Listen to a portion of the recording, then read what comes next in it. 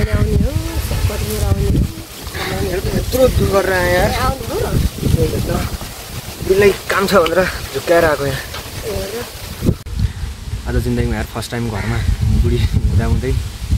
तिमीलाई यति तिमीसँग भेट्न भनेर यत्रो दुःख गरेर आएको छ आज दुःख त गर्नु परिहाल्यो भने त्यति बेला बिहे गरौँ भन्दाखेरि मान्नु भएन तपाईँको फ्यामिलीले दिएन फ्यामिलीले पनि त्यस्तै भयो मेरो पनि कन्डिसन त्यो बेला यस्तै थियो केही छैन अब बिहे त गरिहाल्नु भयो होइन तै पनि हामी अब जिन्दगीभरि एकअर्कालाई साथ दिन सकिन्छ केही छैन घरमा बुढी छ होइन त्यो नसोच्नु म यहीँ छु तपाईँको बुढी छ बुढी छ घरमा छ नि के थाहा हुन्छ र उसलाई हामी यसरी हाँसौँ भनेर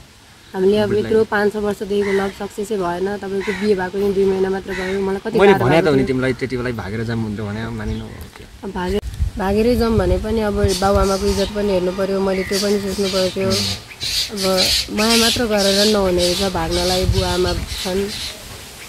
त्यही भएर न कम्तीमा हामी 3-4 वर्ष पहिलादेखि त्यस्तो बिहे गर्ने भनेर एउटा कमिटमेन्ट गरेँ मैले अब फेरि बाबुआमाले कहाँ अर्को एउटा तपाईँको बुढीले अनि देखि भने अनि हामीलाई के भनिदिनु कसरी थाहा हुन्छ उसलाई कुनै ठाउँमा गएर हामीलाई देख्यो तपाईँको मोबाइलभरि हाम्रो फोटो छ त्यस्तो भेट्यो भने मिलाइहाल्छ नि म उसलाई मोबाइल छुनै दिँदैन तपाईँले बिहे उसलाई गरे नि माया त मलाई गर्नुहुन्छ नि त्यो त जीवन भयो यार जीवनभर माया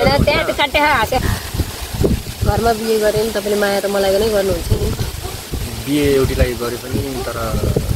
माया त तिमीलाई जिन्दगीभर अब घरमा बुढी छ भनेर नबिर्सिनु मेसेज गरिरहनु फोनहरू गरिरहनु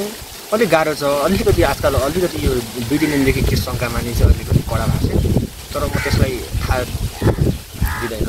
यति हो तपाईँले अब कसरी ह्यान्डल गर्नुहुन्छ थाहा भएन दुईतिर ह्यान्डल गर्नु म अब बिहे त म गर्दै गर्दिनँ मेलाई होइन अब के अरे घरमा आजकल अलिकति बुढीले धेरै नै यो शङ्का मान्न थालेको छ हामी धेरै बेर पनि यहाँ बस्नु हुँदैन बरु के अरे अर्कोपल्ट चाहिँ हामी उतातिर बरु घुम्न जाने प्लान बनाउनुपर्छ मैले बुढीलाई उता मेरो 2-4 दिन काम छ भनेर भनेको छु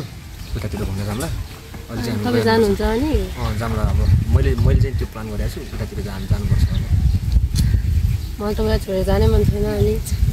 तपाईँको पो घरमा बुढी छ त मेरो कोही छैन तपाईँ बाहेक के गर्नु त अब कन्डिसन यस्तै हो अब गाह्रो छ अहिले अब अहिले उसले देख्यो भने त मार्छ मलाई बेलुका फेरि उसको माइतीहरू धेरै कडा छन् फेरि गाह्रो हुन्छ त्यस्तै अब म गरिबलाई छोडेर धनीलाई बिहे गरिहाल्नु भयो त्यस्तो के भन्नु मायामा के धनी र गरिब अब त्यत्रो ल अब तपाईँलाई 3-4 वर्ष किन बस्थेँ र म तपाईँलाई अब समस्या पर्छ भने तपाईँ जानु के भन्ने हो र तर भेट्न आइराख्नु है ल गयो ल अहिले हुन्छ अब तपाईँलाई त्यस्तो गाह्रो नै छैन अहिले देख्यो भने मार्छु फेरि लभ गरेर नि नहुने रहेछ लभ त गरियो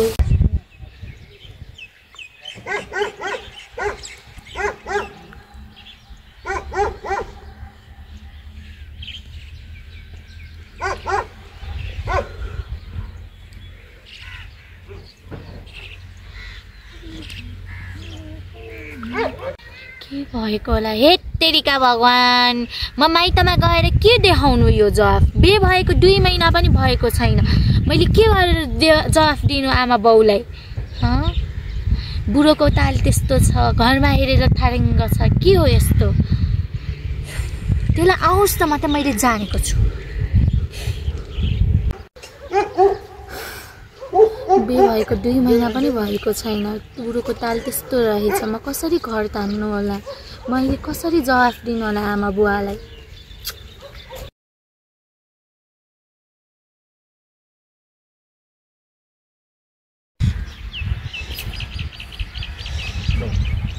किन यसरी बसेर एक्लै यहाँ के पनि भएको छैन किन त एक्लै यहाँ के पनि भएको छैन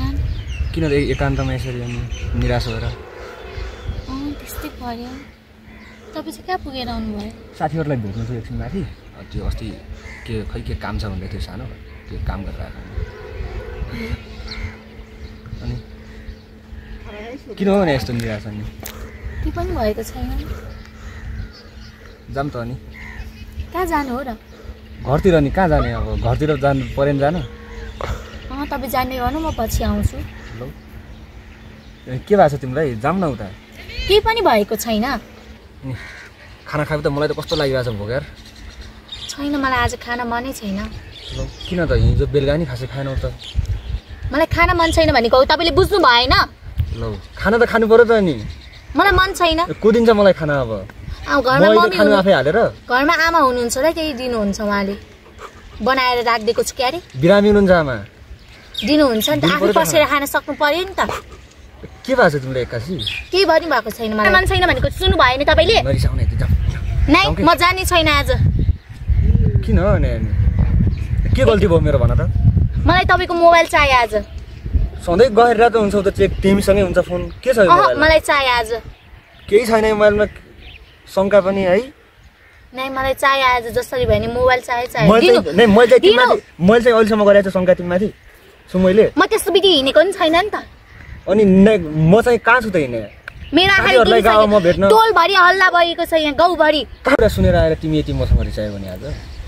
सुनेको त पहिल्यै नै थिए आज त मैले आफूले खुदले देखेर आएको कोसँग देख्यौ त आज गाउँभरि हल्ला छ सुन्नु भएको छैन एकचोटि पनि कहाँ हो गाउँभरि तपाईँको मोबाइल दिनु के छ तपाईँको पारा यस्तो अहिले आएर यो के हो यो केटीको मलाई यत्रो 2 महिना जति भ्रममा राख्नु भयो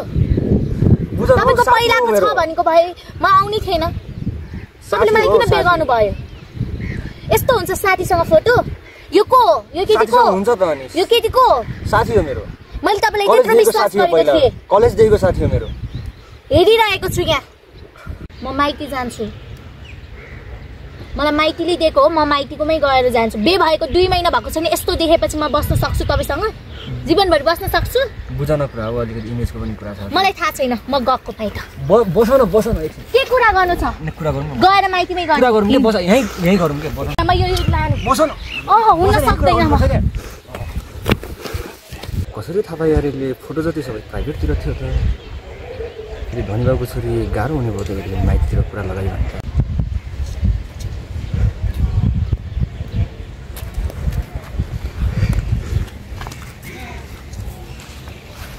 एक्कासी किन आएको बहिनी